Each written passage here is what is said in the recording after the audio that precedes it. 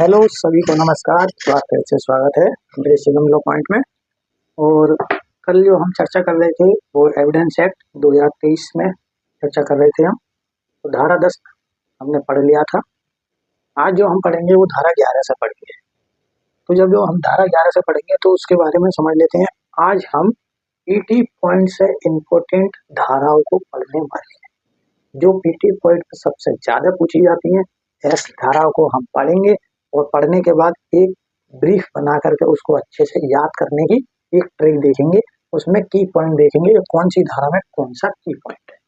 तो आज जो हमारी धारा है वो है धारा 11। क्या है धारा 11? तो धारा 11 हमारी कहती है कि वे तथ्य जो अन्यथा सुसंगत नहीं है वे कब सुसंगत है, इसके बारे में कहती है धारा 11। हमारी धारा 11 में कहा गया है कि वे तथ्य जो अन्यथा सुसंगत नहीं है वे कब सुसंगत है। तो वे तथ्य जो अन्यथा सुसंगत नहीं है,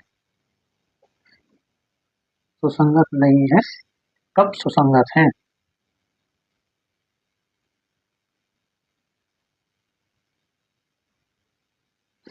अब ये धारा 11 है, ये कैसे तथ्यों के बारे में बात कर रही है, तो इसको हम समझ लेते हैं।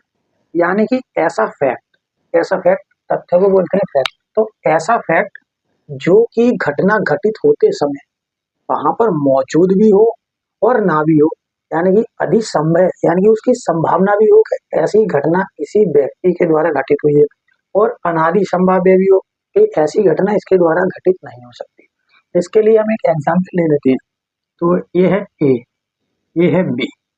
अब ए जो है बी की हत्या कारित कर देता है चेन्नई में। कहाँ पर? चेन्नई में। चेन्नई में ए जो है बी की हत्या कारित कर देता है, लेकिन हत्या के बाद जब विचारण होता है तो ए कहता है कि मैं उस दिन चेन्नई में नहीं था, मैं उस दिन लद्दाख में था। कहाँ था? लद्दाख में था।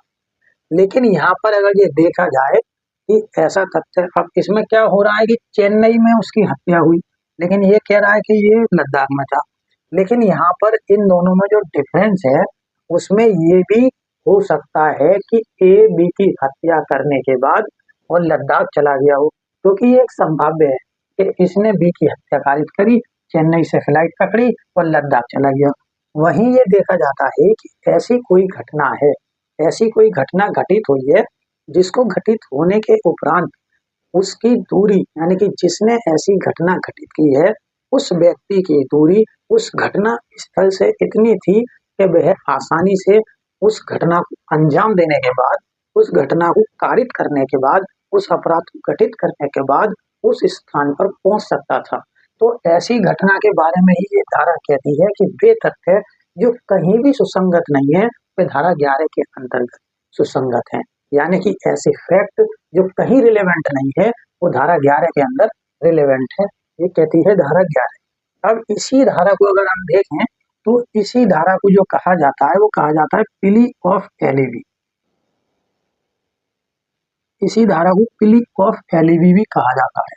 ये क्वेश्चन अधिकतर पूछा जाता है कि प्ली ऑफ एलिवी के नाम से कौन सी धारा जानी जाती है, तो वो जानी जाती है धारा 11। तो धारा 11 प्ली ऑफ एलिवी के नाम से जानी जाती है, ये ध्यान रखना है। ये बहुत ही ज्यादा ध्यान रखने वाली चीज है। इसी को अगर हम देखें तो दूसरा इसमें कहा जाता है रूल ऑफ कॉन्सिस्टेंसी। इसको दूसरा नाम क्या दे रखा है? इसको दूसरा नाम दे रखा है रूल ऑफ कॉन्सिस्टेंसी। इसको दूसरा नाम क्या दे रखा है? रूल ऑफ कॉन्सिस्टेंसी के नाम से कौन सी धारा जानी जाती है? तो वो भी धारा 11 को ही कहा जाता है। तो प्ली ऑफ एलिवी भी धारा 11 को कहा जाता है, रूल ऑफ कॉन्सिस्टेंसी भी धारा 11 को कहा जाता है, और बे फैक्ट यानी कि ऐसे तथ्य, वे तथ्य जो अन्यथा सुसंगत नहीं है वो कब सुसंगत है, किस धारा के अंतर्गत कहा गया है, ये क्वेश्चन बनाएगा। तो उसी में पूछेगा कि ऐसी कौन सी धारा है जहाँ पे तथ्य सुसंगत है, जो कहीं सुसंगत नहीं है, तो वो आ जाएगी हमारी धारा 11 में। लेकिन अगर हम इसी को देखें तो ये जो दे रखा है हमारा प्रोविजन है, इसी को धारा 9 में दे रखा है। यानी कि इसमें जो धारा 9 है 2023 में, पुराने वाले में धारा 11 है, तो न्यू वाले में धारा 9, न्यू वाले एक्ट में धारा 9 है। इसी के बारे में जो है अब चर्चा हो गई हमारी धारा 11 के बारे में। वहीं अगर हम देखें तो धारा 12 हमारी जो है वो खास इम्पोर्टेंट हमारे लिए नहीं है, तो धारा 12 हमारे लिए इम्पोर्टेंट नहीं है, इसीलिए हम धारा 12 को स्किप कर देते हैं। वहीं अगर हम देखें कि धारा 13 आती है हमारी, एविडेंस एक्ट की धारा 13 आती है, तो धारा 13 में कहा गया है कि अधिकार और रूढ़ी के बारे में बात की गई है कि कौन से अधिकार और रूढ़ी होंगे, तो उनके बारे में जो बात की गई है वो धारा 13 में की गई है। तो जब हम धारा 13 पढ़ेंगे तो अधिकार और रूढ़ी के बारे में जो प्रश्न बनता है उसके बारे में बात करती है।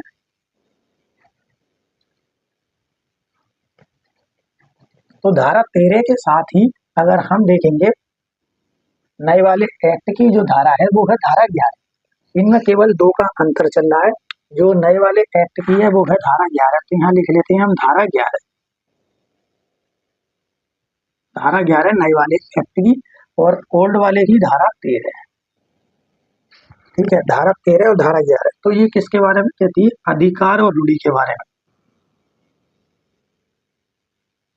अधिकार और रूढ़ी। इसको तो अधिकतर सभी लोग जानते होंगे अधिकार और रूढ़ी क्या होती है। तो अधिकार और रूढ़ी के बारे में बात करती है, यानी कि ये तो हो गए हमारे राइट और रूढ़ी हमारी कस्टम।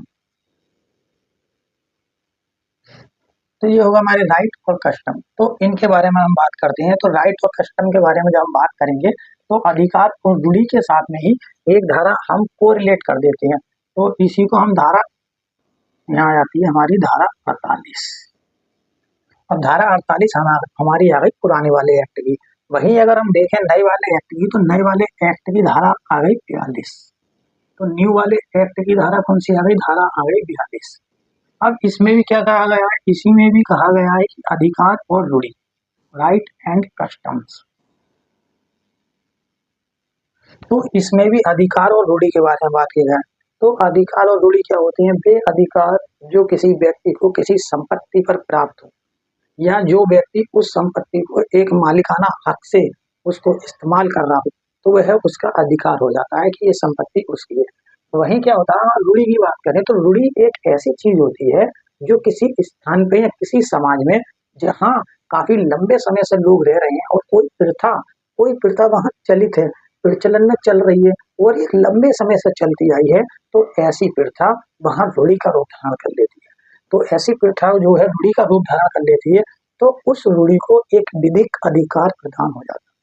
तो ऐसी जो प्रथा होती है वो एक विधिक अधिकार प्राप्त कर लेती है। तो ऐसा विधिक अधिकार प्राप्त करने के बाद उसी के बारे में यहाँ पर कहा गया है, यानी कि नए वाले एक्ट की धारा 11 में कहा गया है रूढ़ी और राइट यानी कि अधिकार के बारे में बात की गई है। वहीं हम बात करें इसकी तो ओल्ड वाले एक्ट की जो धारा 48 है, इसमें भी अधिकार और रूढ़ी की जो राय है, राय के लिए पूछा गया है।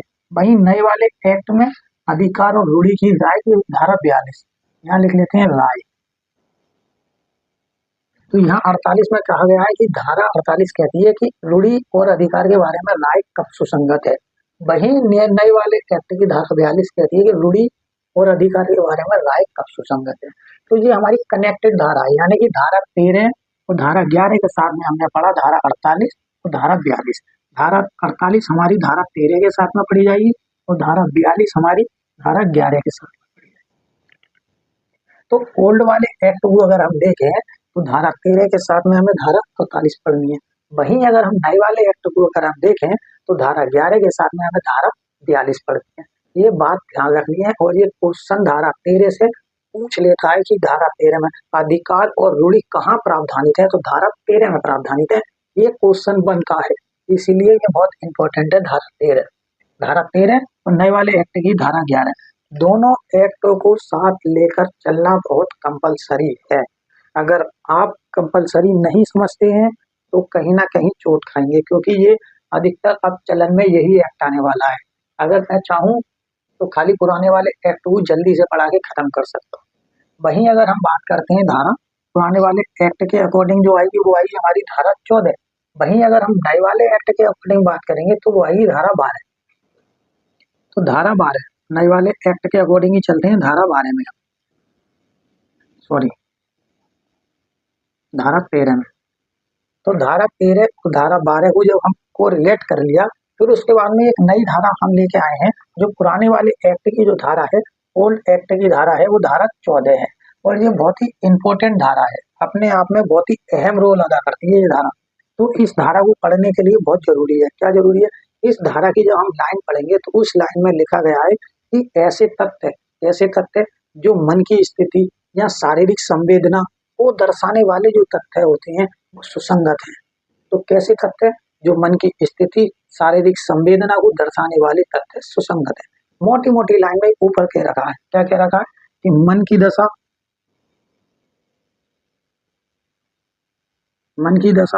या शारीरिक संवेदना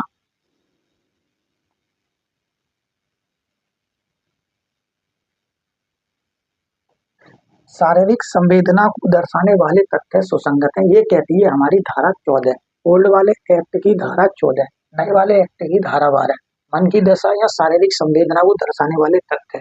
अब इसमें जो तथ्य वो कौन कौन से होंगे? पहला होगा, एक तो हो गया मन की दशा, आशय, दुराशय, सदिच्छा, बेमनस्य, किसी व्यक्ति के प्रति बेमनस्य, और उसके बाद में आएगा शारीरिक संवेदना,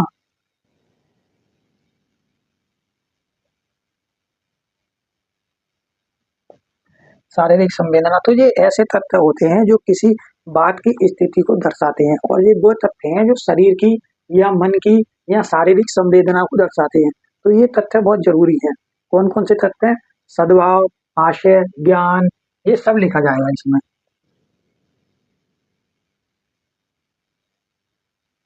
सदिच्छा, उपेक्षा, तो ऐसे तथ्य सुसंगत होते हैं। इस धारा के अंतर्गत, धारा 14 के अंतर्गत ये तथ्य जो है वो सुसंगत है। तो धारा 14 के अंतर्गत ये तथ्य सुसंगत है, इसी को हमें ध्यान में रखना है। इसी के साथ में ही अगर हम देखें, फिर इसके बाद में हमारी जो धारा 15 है वो कोई इंपॉर्टेंट रोल अदा नहीं करती है, इसीलिए उसको नहीं देखेंगे।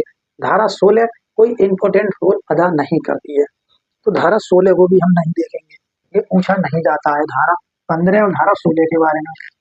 फिर उसके बाद में जो आता है हमारा, वो आता है धारा 17। तो धारा 17 बताता है हमारा एडमिशन के बारे में, एडमिशन यानी स्वीकृति के बारे में बात करता है धारा 17। वहीं नए वाले एक्ट की हम बात करें तो वो है धारा 15। धारा 15 है, तो धारा 17 और धारा 15 यानी कि नए वाले एक्ट की धारा 15, पुराने वाले एक्ट की धारा 17। तो वहीं हम बात करें तो यहाँ लिखते हैं हम स्वीकृति, यानी कि एडमिशन। स्वीकृति यानी कि एडमिशन हमने लिख लिया। अब एडमिशन के साथ में हमें क्या करना है कि इसी के साथ में वो सेक्शन देखनी है जो हमें बहुत इंपॉर्टेंट है। तो धारा 17 जो है हमारी स्वीकृति के बारे में बताती है। तो यहाँ लिखते हैं हम धारा 17। तो धारा 17 हमारी क्या कहती है? स्वीकृति के बारे में बताती है, स्वीकृति क्या होती है। धारा 17 में स्वीकृति के बारे में जिक्र किया गया है, एडमिशन के बारे में। थोड़ा बड़ा लिखो, छोटा।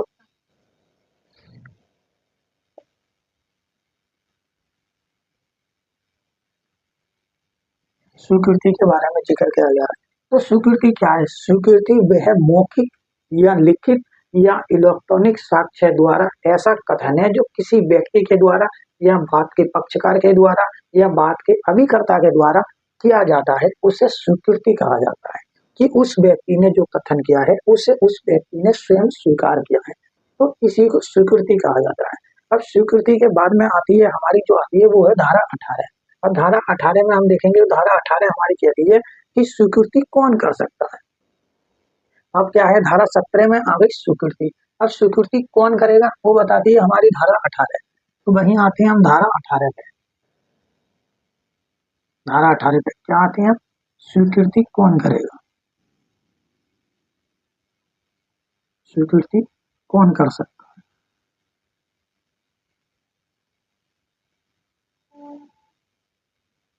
स्वीकृति कौन कर सकता है, ये कहती है धारा 18। तो हमारे लिए दोनों ही धाराएं बहुत इंपॉर्टेंट है, धारा 17 और धारा 18। धारा 17 में स्वीकृति के बारे में बताया गया है। वहीं अगर हम नए वाले एक्ट की बात करें तो वहां इसकी जो धारा है वो धारा 15 है। वहीं हम इसकी बात करें नए वाले एक्ट की तो वहां ये धारा 16 है। दो का डिफरेंस दोनों में है, ठीक है। तो स्वीकृति के बारे में बता दिया। फिर उसके बाद में आता है धारा 18 के अंतर्गत स्वीकृति कौन कर सकता है।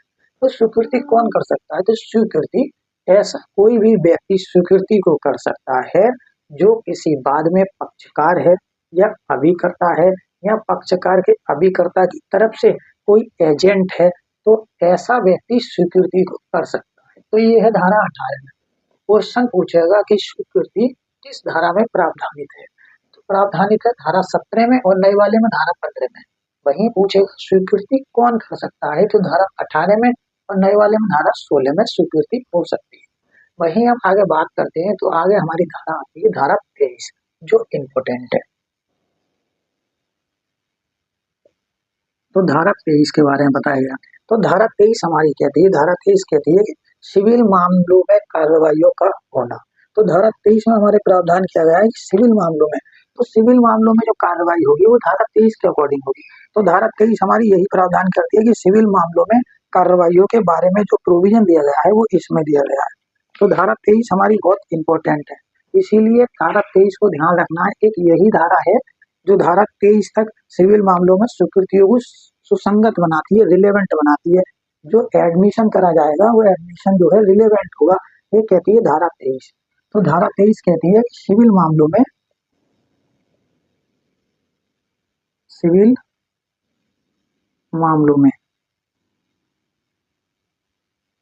स्वीकृतियों का सुसंगत होना, रिलेवेंट होना, क्या होना, इसे बोलेंगे रिलेवेंट, ठीक है। तो ये धारा 23 कहती है कि सिविल मामलों में स्वीकृतियों का सुसंगत होना। तो धारा 23 हमारी यही बताती है। फिर इसी के साथ में अगर हम देखें तो इसके आगे जो धारा आती है वो आती है हमारी धारा 24। लेकिन उससे पहले हम देख लेते हैं नए वाले एक्ट की धारा। तो नए वाले एक्ट की जो धारा है वो है धारा 21। तो धारा 21 में भी सेम यही लाइन कही गई है, लेकिन हमें सिर्फ यहाँ पर क्या ध्यान रखना है, तो हमें सिर्फ यहाँ पर ध्यान रखना है कि धारा 23 सिविल मामलों में स्वीकृति के बारे में बात करती है, ये हमारा की पॉइंट हो गया। वहीं हम बात कर रहे हैं धारा 17 में, तो वहाँ केवल स्वीकृति हमारा की पॉइंट हो गया। वहीं हम बात करें धारा 18 में, तो स्वीकृति कौन कर सकता है, तो यहाँ पर कौन कर सकता है, ये हमारा की पॉइंट हो गया। ये हमें की पॉइंट के हिसाब से पढ़ना है ताकि एग्जाम में अगर सामने आए तो एक बार में हम इसको कर दें। फिर उसके बाद में हम देखें तो इसी के साथ में हम आपको ले चलते हैं सीपीसी में। तो सीपीसी का जो ऑर्डर है, ऑर्डर 12 में भी यही बात है। क्या बात क्या कि स्वीकृतियां, सिविल मामलों में स्वीकृतियों का सुसंगत होना, स्वीकृतियों के बारे में वहां कहा गया सीपीसी में। तो सीपीसी का जो ऑर्डर है, ऑर्डर 12, तो सीपीसी के ऑर्डर 12 में इसका प्रावधान किया गया है, इसका स्वीकृतियों का, ठीक है। अब हमने यहाँ तक ले लिया। अब इसके बारे में आते हैं हम धारा 24 में। तो धारा 24 के साथ ही हमें एक कोरिलेट करना था। अगर हम पुराने वाले एक्ट को देखते हैं तो उसी के साथ में जो उसका एक्सेप्शन है वो है धारा 28 में। लेकिन अगर हम नए वाले एक्ट को देखते हैं तो धारा 24 का जो प्रावधान है, जो नए वाले एक्ट की धारा 22 में जो दिया गया है, उसका जो एक्सेप्शन है वो उसके परंतु में लगा दिया गया है।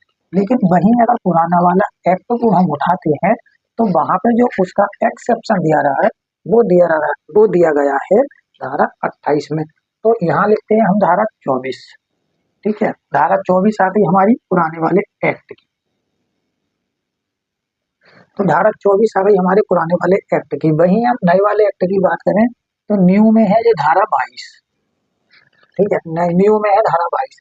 वहीं अगर हम देखें तो ओल्ड वाले एक्ट की जो धारा 28 है, वेर एक्ट देख लेना पहले, धारा 28 है। तो इसमें क्या कहा गया है, इसमें कहा गया है कि मन की दशा, यानी कि ऐसी संस्कृति जो किसी व्यक्ति को डराकर धमकाकर उत्प्रेरणा के द्वारा की गई है, ऐसी संस्कृति को ग्रहण नहीं किया जाएगा, ये कहा गया है धारा 24 में। तो धारा 24 हमारी यही बताती है कि उत्प्रेरणा, धमकी या वचन के द्वारा, धारा 24 कहती है हमारी उत्प्रेरणा उत्प्रेरणा, धमकी या वचन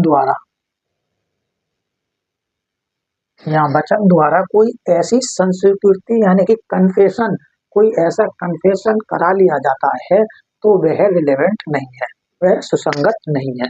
ये कहा गया है धारा 24 में। क्या कहा गया है कि ऐसी संस्वीकृति कन्फेशन, जो कि हम सीआरपीसी की धारा 164 में पढ़ते थे ना, 164 के बयान, वो भी एक कन्फेशन होता है, वो भी स्वीकृति होती है। तो उसी के बारे में कहा गया है कि ऐसा कोई व्यक्ति है जिसे डराकर, धमकाकर या उत्प्रेरणा द्वारा या उसके वचन द्वारा ऐसी संस्वीकृति ले ली जाती है तो वह सुसंगत नहीं होगी। ये कहा गया है धारा 24 में। वहीं आप बात करते हैं धारा 28 की, तो उसमें भी यही चीज कही गई है। क्या कही है कि अगर कोई ऐसा व्यक्ति है जिसे डराकर, धमकाकर या फुसलाकर ऐसी कोई संस्वीकृति करा ली जाती है तो वह कब गिरह होगी, तो उसकी सुसंगतता के बारे में बताई गई है कि ऐसे उसके पश्चात या उसके पूर्व की गई है तो वह कब सुसंगत होगी। तो इसका जो अपवाद है, इसका अपवाद दिया गया है धारा 28 में। धारा 28 में भी आपको यही सारे शब्द सेम के सेम यही शब्द धारा 28 में मिलेंगे देखने को, क्योंकि यही शब्द इसमें है। बस फर्क सिर्फ इतना है, इसमें संस्वीकृति जो है वो रिलेवेंट नहीं है, इसमें जो है रिलेवेंट नहीं है, यानी कि नॉट रिलेवेंट, और इसमें जो है वो रिलेवेंट है,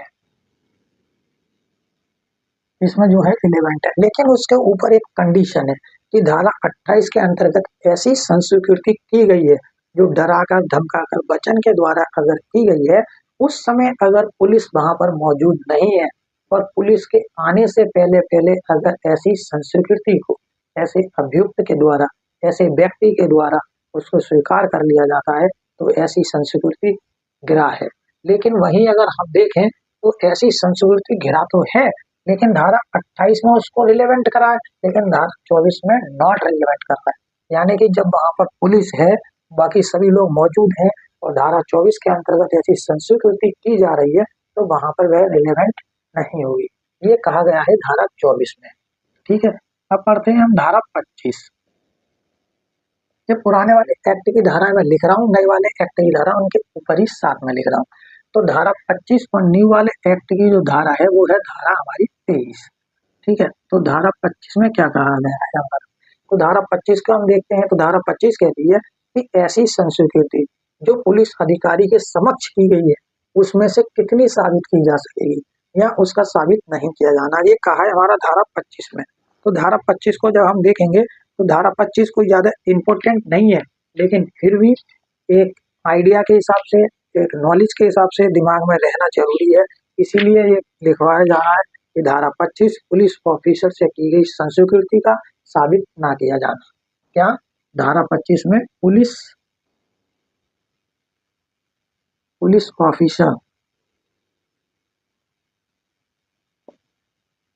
ऑफिसर से की गई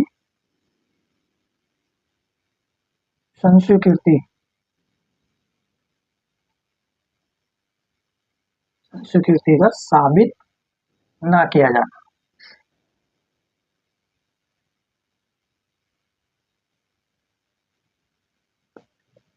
तो ये हमने धारा 25 भी देख ली, इसी के साथ में हमने धारा 28 भी देख ली। ठीक है, धारा 24 के साथ में धारा 28 भी हमने देख ली, धारा 25 भी देख ली हमने। फिर उसके बाद में जब हम आते हैं वो आते हैं हम धारा 30 पे सीधा, क्योंकि उसके बाद में कोई भी इम्पोर्टेंट सेक्शन नहीं है। तो धारा 30 आते हैं हम। तो धारा 30 हमारी क्या कहती है, तो धारा 30 एक ऐसी धारा है जिसमें जो भी संस्वीकृति की जाएगी, जो भी कथन किया जाएगा, वो ऐसे व्यक्ति के विरुद्ध जो सह अपराधी है, जिसका ज्वाइंट ट्रायल किया जा रहा है, साबित की जा सकेगी। तो साबित संस्कृति को जो उसे करने वाले व्यक्ति तथा एक ही अपराध के लिए संयुक्त विचारण वाले व्यक्ति के द्वारा की जाती है, वो धारा 30 के अंतर्गत है। क्या है, साबित संस्कृति। केवल इतना ही लिखेंगे क्योंकि लाइन है बहुत बड़ी, तो की पॉइंट के हिसाब से साबित संस्वीकृति। वहीं धारा 25 में जो की पॉइंट हम बनाएंगे तो बनाएंगे पुलिस ऑफिसर से संस्वीकृति का साबित ना किया जाना। बस इतना ही हमारा की पॉइंट बनेगा। धारा 30 में साबित संस्वीकृति लिखेंगे। तो धारा 30 में जो संस्वीकृति है वो ऐसी संस्वीकृति है, हम मान लीजिए कोई चार व्यक्ति हैं, चार व्यक्तियों ने कोई एक अपराध को कारित किया। तो अपराध कारित करने के बाद में कोर्ट ने उससे ए बी सी डी ये चार व्यक्ति हैं, अब चारों को कोर्ट पकड़ लिया गया, ठीक है।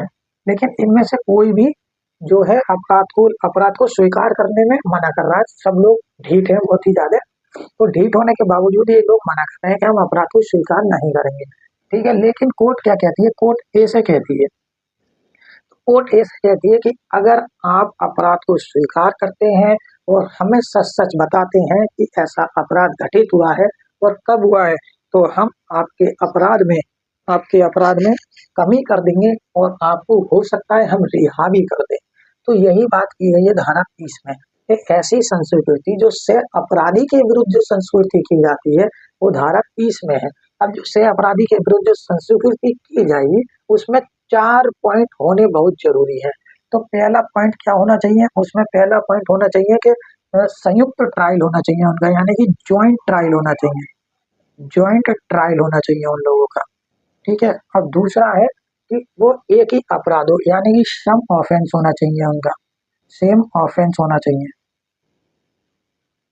ठीक है, सेम ऑफेंस हो गया। फिर तीसरा है उनका कथन, यानी कि स्टेटमेंट कन्फेशन, स्टेटमेंट और कन्फेशन, स्टेटमेंट कन्फेशन, ठीक है। अब चौथा जो हमारा पॉइंट है वो है समान प्रवृत्ति का, मतलब ऐसा अपराध तो चारों को समान सजा का प्रावधान करता हो, तो सेम यानी कि समान प्रवृत्ति का होना चाहिए, समान प्रवृत्ति,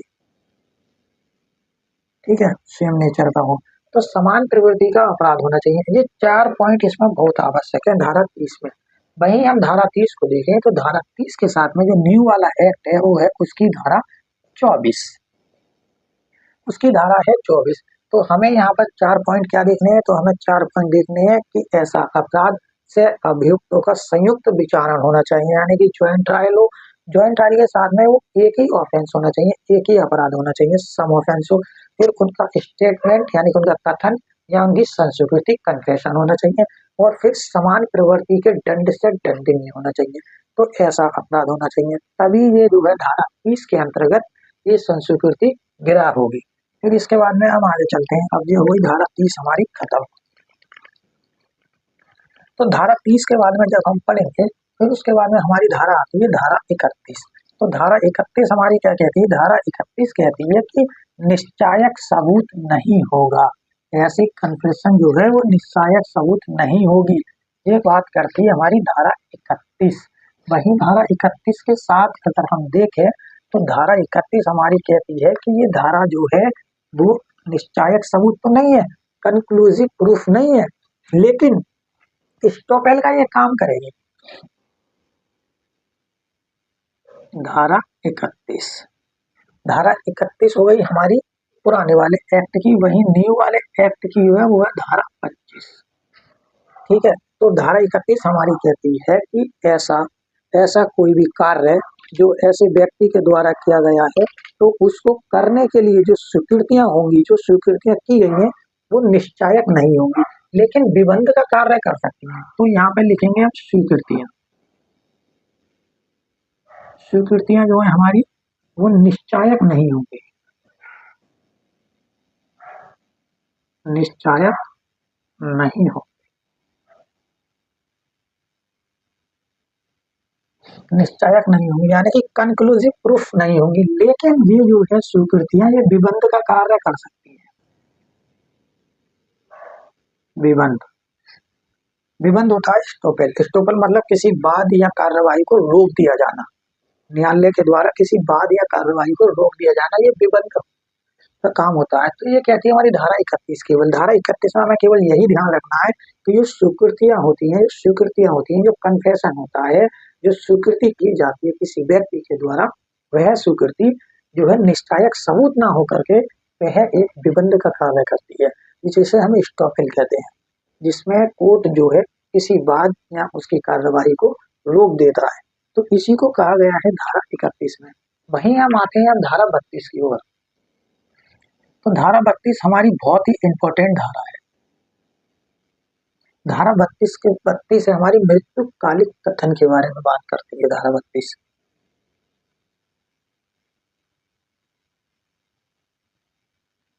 मृत्युकालिक कथन। तो धारा 32 हमारी मृत्युकालिक कथन के बारे में बात करती है, जिसे हम डाइन डिक्लेरेशन कहते हैं। डाइन डिक्लेरेशन, जिसे हम डाइन डिक्लेरेशन कहते हैं, यानी कि मृत्युकालिक कथन के बारे में बात करती है। इसे हम आवश्यकता के सिद्धांत पर आधारित भी धारा बोलते हैं। क्या बोलते हैं? आवश्यकता के सिद्धांत पर आधारित।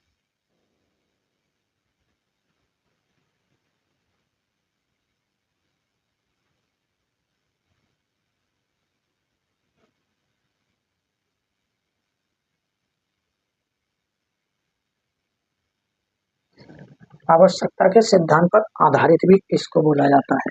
इसको डाइन डिक्लेरेशन भी बोला जाता है।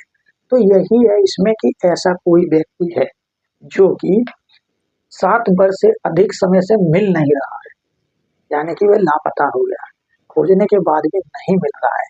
या कोई ऐसा व्यक्ति है जो कि मरने वाला है, लेकिन मरने से पहले उसने ऐसा कोई कथन किया है जो उसका कथन है वो उसके कन्फेशन के रूप में साबित होता है, वो साक्षी और गवाह दोनों के रूप में साबित होता है।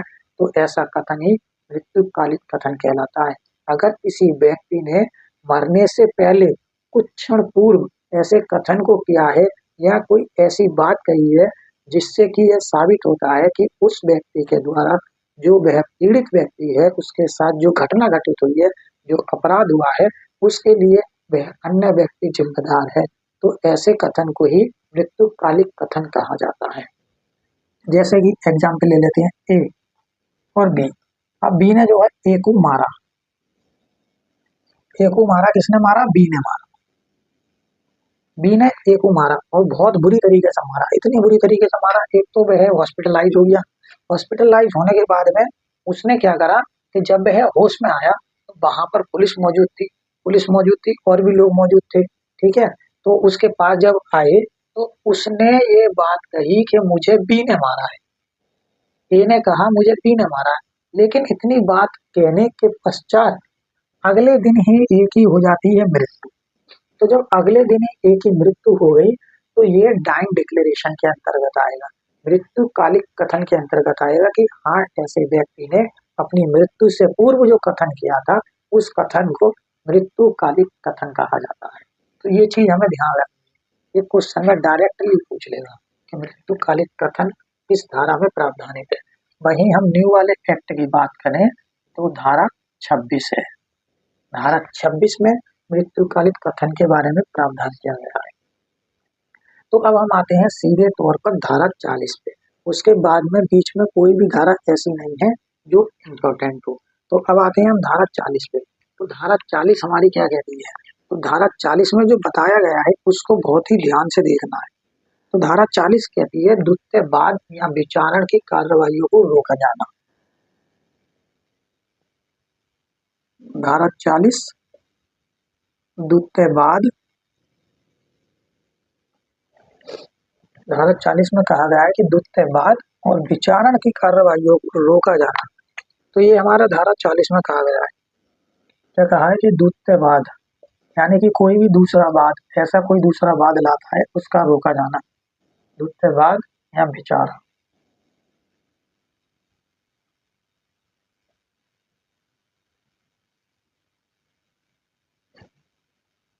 कार्रवाई का रोका जाना, ये कहा गया है धारा 40 में। तो धारा 40 में ये कहा गया है कि कोई भी ऐसा कार्य है जो द्वितीयवाद किया गया है, एक ही न्यायालय में उसी बात को लेकर के, उसी विवादक तथ्य को लेकर के, जो कि बात का इशू है, उसी तथ्य को लेकर के कोई भी ऐसा कार्य किया जाता है या ऐसी कोई घटना घटित होती है जिसके लिए उन्हीं कथनों पर, उन्हीं अभिवचनों पर जो उसमें दिए गए हैं कोई द्वितीयवाद लाया जाता है, तो ऐसा द्वितीयवाद को रोक दिया जाएगा, धारा 40 में कहा गया। वहीं धारा 41 हम देखें, धारा 41, तो धारा 41 हमारी क्या कहती है? धारा 41 कहती है हमारी 4 विषयों के बारे में प्रावधान करती है धारा 41। इसको मिटा देते हैं फिर अच्छे से समझेंगे धारा 41 को, क्योंकि धारा 41 बहुत ही इंपॉर्टेंट धारा है।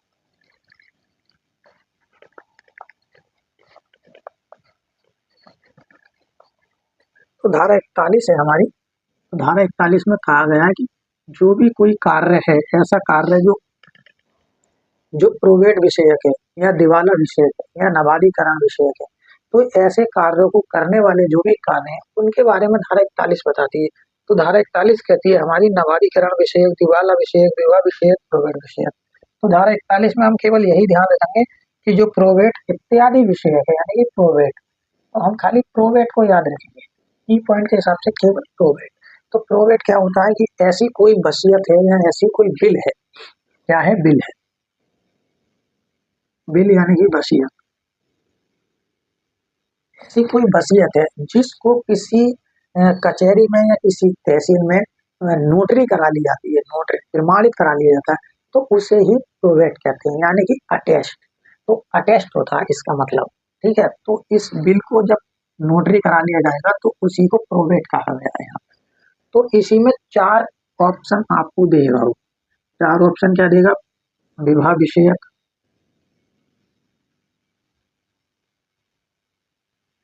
दूसरा नवादीकरण विषयक,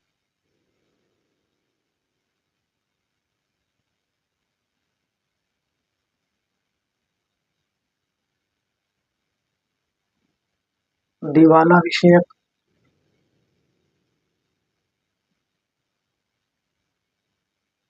और एक आ गया हमारा प्रोवेट विषयक। तो ये है हमारे चारों पॉइंट, 1 2 3 4, ठीक है। क्या? प्रोवेट विषयक, विवाह विषयक, नवादीकरण विषयक, दिवाला विषयक। तो इन चारों पॉइंटों में से कोई भी 3 पॉइंट एग्जाम में देगा। तो 3 पॉइंट देने के बाद में उसका क्वेश्चन में पूछेगा कौन सा इस धारा में नहीं आता है। इस धारा में नहीं आता है, धारा 41 में नहीं आता है। कहीं धारा 41 के साथ इसको जोड़ेंगे हम न्यू वाले एक्ट में, तो वो है धारा 35। धारा 35 तो धारा 41 में नहीं आता है। तो कौन सा नहीं आता है वो आपको याद करना होगा। अब याद कैसे होगा? हम देखेंगे कि चारों में विषयक लगा हुआ है, ठीक है। तो पहली बात तो ये धारा 41 में प्रोवेट विषय, विवाह विषय यानी कि अटैचमेंट होगा, शादी होगी, शादी के बाद में क्या होगा, नवादीकरण मतलब नए घर की शुरुआत होगी, फिर उसके बाद में निकल जाएगा दिवाला यानी कि ठन ठन गोपाल सारी संपत्ति गई हाथ से।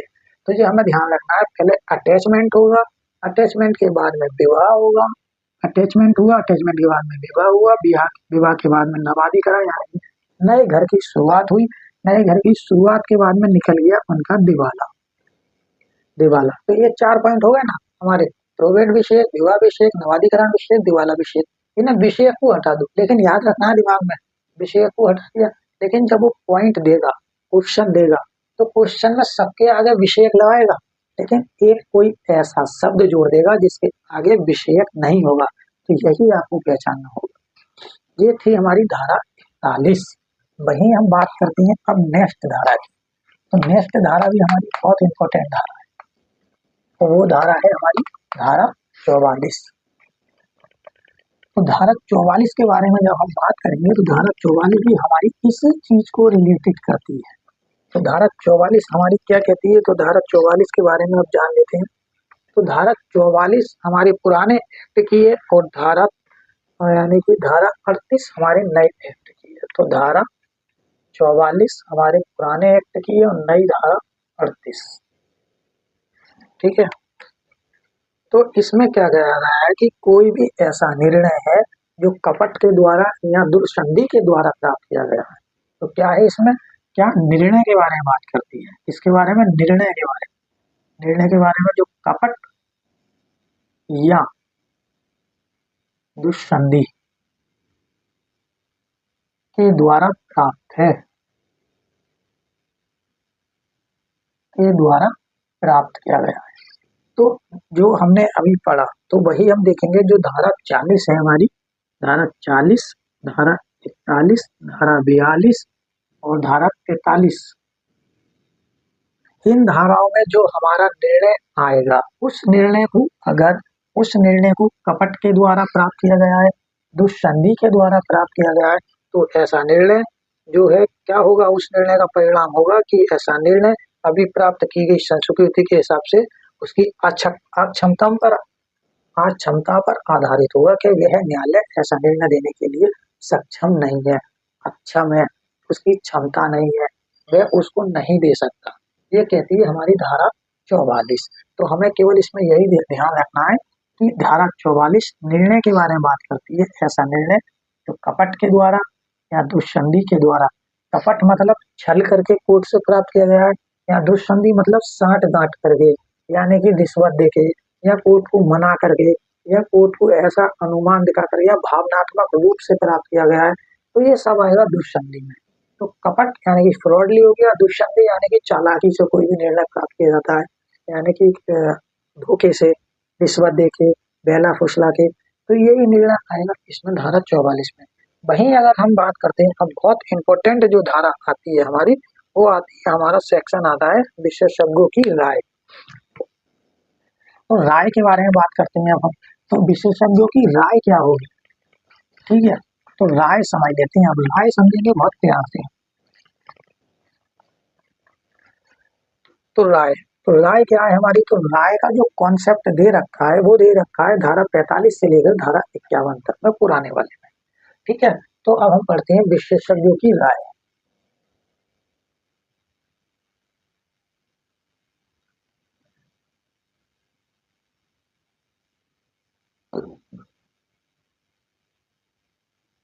विशेषज्ञों की राय, ठीक है। अब जो विशेषज्ञों की राय के बारे में जो प्रोविजन किया गया है, तो यहाँ अब हम आते हैं धारा 51 से, ठीक है। अब जो विशेषज्ञों की राय का जो प्रावधान है वो कर दिया धारा, अरे 51 नहीं है, अरे यार 51 तो लास्ट है, 45 में। तो धारा 45 में हो गया विशेषज्ञों की राय का प्रावधान, ठीक है। तो 45 से 51 तक में विशेषज्ञों की राय के बारे में बताया गया। वहीं अब हम एक बनाते हैं चार्ट। अब इसको क्रम वाइज हमें देखना है, एकदम सीरियल वाइज। अब धारा 45 में आ गई, अब यहाँ हम लिखते हैं धारा 46, ठीक। यहाँ हम लिखते हैं धारा 47, और हम यहाँ लिखते हैं धारा 48, और हम यहाँ लिखते हैं धारा 49, ठीक। और फिर इसके आगे हम लिखते हैं धारा 50। जगह तो खत्म, लेकिन लिखेंगे यार, इसको नीचे उतार लेते हैं हम। धारा 50, ठीक। धारा 46, धारा 45, धारा 46, धारा 47, धारा 48, धारा 49, धारा 50। अब हम आते हैं इसके आगे, आगे की कहानी क्या है। तो विशेषज्ञों की राय क्या होती है, तो विशेषज्ञों की राय जानने के लिए हम जो देखेंगे, तो विशेषज्ञों की राय क्या होती है।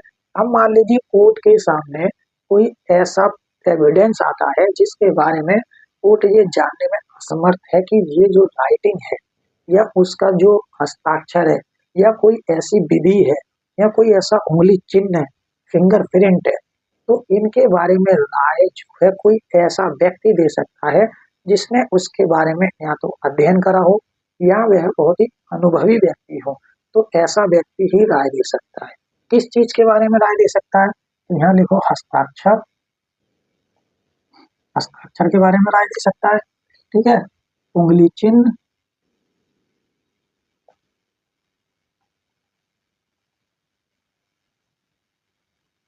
उंगली चिन्ह के बारे में राय दे सकता है, या विदेशी विधि,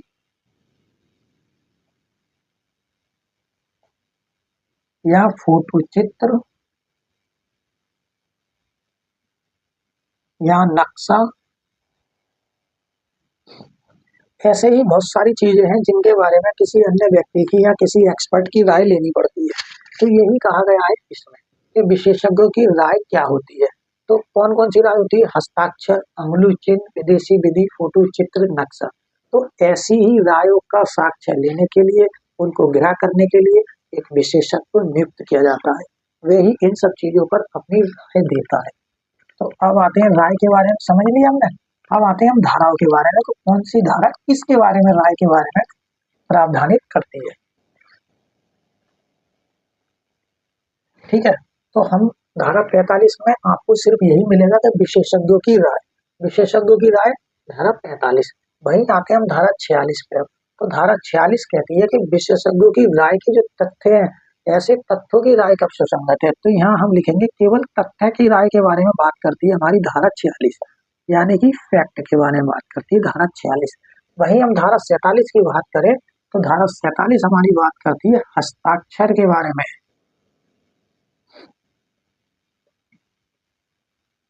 सिग्नेचर के बारे में, हस्ताक्षर के बारे में बात करती है। वहीं अगर हम धारा 48 की बात करें तो हमारी जो धारा 48 है वो अधिकार और रूढ़ी के बारे में बात करती है, अधिकार रूढ़ी, अधिकार और रूढ़ी के बारे में बात करती है। वहीं हम धारा 49 की बात करें तो धारा 49 हमारी प्रथा के बारे में बात करती है।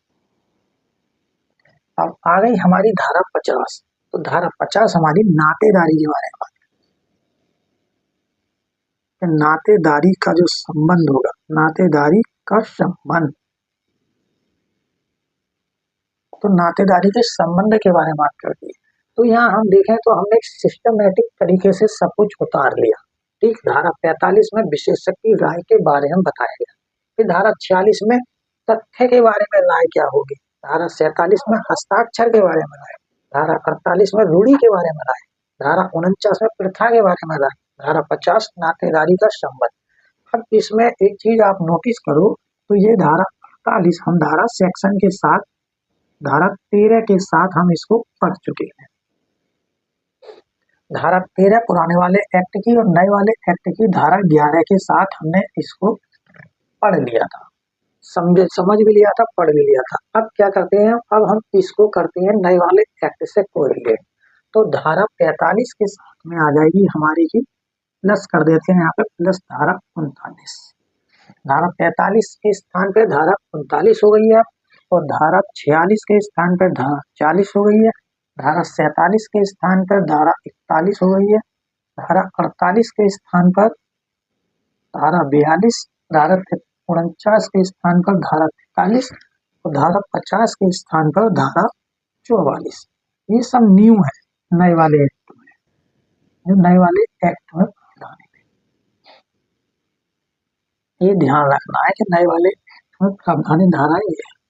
तो एक सिस्टमेटिक तरीके से धारा 50 तक आज कंप्लीट हो गया।